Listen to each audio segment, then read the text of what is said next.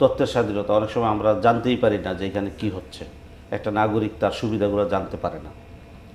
এটা আধুনিক গণতন্ত্রে মানুষের যে চাহিদা, এটা আসলে কিভাবে পূরণ করা সম্ভব? আধুনিক গণতন্ত্রে মানুষের মৌলিক চাহিদা কোনো পরিবর্তন হয় না। স্বৈরতন্ত্রের কাছেও মৌলিক চাহিদা যা, গণতন্ত্রের কাছেও মৌলিক চাহিদা তাই। আমার প্রতিদিন ভাত কাপড় চাই, আমার একটা থাকার জায়গা চাই, আমার স্বাস্থ্য চাই, আমার একটু শিক্ষা চাই। এটা কিন্তু সবাই দিতে হয়, কিন্তু এর বাইরে গণতন্ত্র বাড়তি কি দেয়? গণতন্ত্র গণতন্ত্রকে প্রশ্ন করার স্বাধীনতা দেয় নাগরিককে।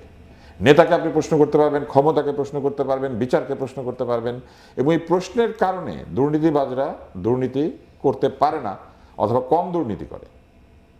এখন আপনি যখনই মানুষের মুখ বন্ধ করবেন তখনই তো দুর্নীতি আরো বাড়বে।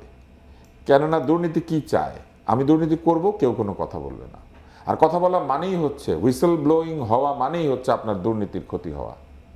এখন বাক স্বাধীনতা বা অন্যান্য যে অধিকারগুলি রয়েছে, যেমন বিচার পাওয়ার অধিকার, শিক্ষা পাওয়ার অধিকার, কিংবা কেউ যদি কোনো কারণে জুলুমের শিকার হয় তাহলে সেই তার প্রতিকার পাওয়ার অধিকার, এবং সরকারের কাছ থেকে সেবা পাওয়ার অধিকার, এই আরও অনেক অধিকার রয়েছে। এই অধিকারগুলি যদি মানুষ কথা বলতে পারে তাহলে অতি দ্রুত বাস্তবায়িত হয়। আপনি একটা অফিসে ঢুকলেন, অফিসের কর্মকর্তা আপনার সঙ্গে খারাপ আচরণ করলো, কমপ্লেন করার জায়গা নাই। আপনার নিশ্চয়ই মনে আছে সিটিজেন চার্টার নামে একটি বিষয় খুব তোড়জোড় করে চালু করা হয়েছিল, কিন্তু এই স্বৈরতান্ত্রিক সময় কি সিটিজেন চার্টার আসলে চালু ছিল? চালু ছিল না। সাইনবোর্ডের মধ্যে সাইনবোর্ড ছিল। আমি একটা অফিসে ঢুকতাম, স্বাস্থ্যের ডিজির অফিস, সেখানে বড় করে লেখা ছিল আমি এবং আমার অফিস দুর্নীতিমুক্ত। উনি কেন বলবো উনি দুর্নীতিমুক্ত? মানুষ বলবো উনি দুর্নীতিমুক্ত। এই অফিসে ঢুকলে কোনো টাকা লাগে না, আর টাকা লাগলে আপনি যতই লিখে রাখেন তাতে কি দুর্নীতিমুক্ত থাকে জায়গাটা? তো এটা তো লেখার কিছু নাই। আপনি দুর্নীতিমুক্ত সবাই জানে। কাক লেখে আমার গায়ের রং কিন্তু কালো, কিন্তু এটা যখন লেখে কেউ তখনই বোঝা যায় যে এখানে ঝামেলা আছে।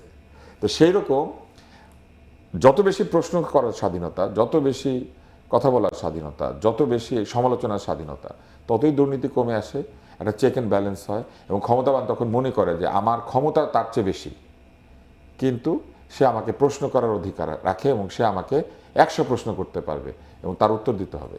তখনই সে নিজেকে নিয়ন্ত্রিত করে।